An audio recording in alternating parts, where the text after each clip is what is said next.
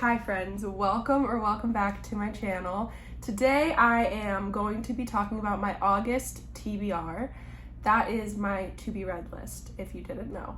It is everything I want to read in August. So we're gonna get started. I'm super excited. This is going to be a very different list than my usual romance picks because this month I'm switching it up. I am doing a video where I read 5 books out of my comfort zone, and because of that I found a ton of books I want to read that are completely out of my comfort zone.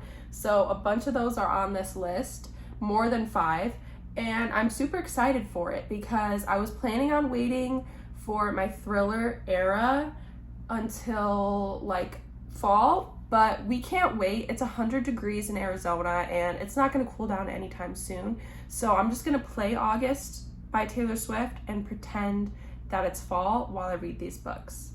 So let's get started. Okay, first I have the only romance books I plan on reading this month, and that is the Off-Campus series by Elle Kennedy. I have the first 3. I don't have the last 2, but I do plan on getting them soon. First we have The Deal, then The Mistake, and then The Score. I feel like I will get through all of these because whenever I start a series, I end up just reading all of the books back to back. I did the same thing with The Summer I Turned Pretty, the Billionaire series, the Dreamland Billionaire series, and the Twisted series. So I'm super excited for this. I want to see what all the hype is about. I've read one book by Elle Kennedy, Good Girl Complex, and I did like it. So hopefully I like these as much as everybody else does. Next we have Pride and Prejudice, and this is a classic by Jane Austen.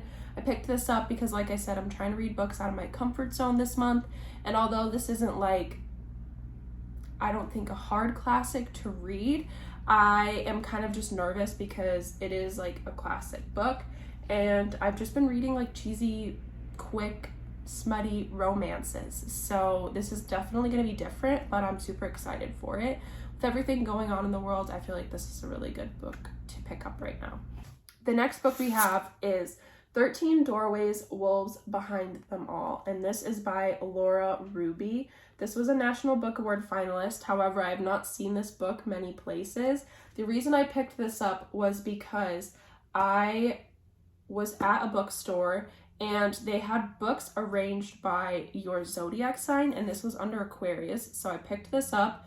And there isn't much to go off on the back, but it says to make room on the shelf next to The Book Thief, and The Book Thief is one of my all-time favorite books. So I thought I had to get this. It was fate. I don't know much about this book, but I know it is set in Chicago, which is where I'm from, and it's also set in the World War II era. And for some reason, I love reading books from that era.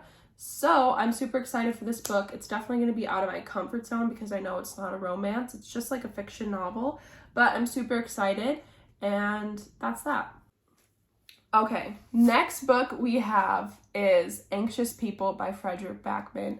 I was drawn to this book because of the title. I'm an anxious person, so I thought this book must be for me.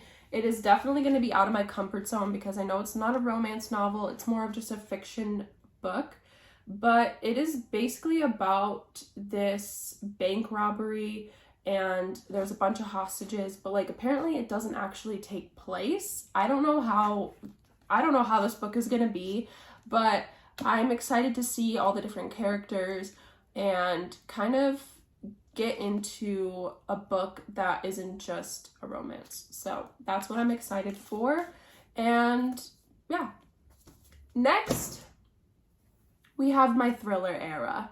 And these books I am so excited for. I feel like I'm going to read these first, and I'm definitely going to get into thrillers. First, we have The Silent Patient. I have had this on my TBR on my shelf for a very long time. I was saving this for fall, but I can't wait any longer. I'm so excited for this book.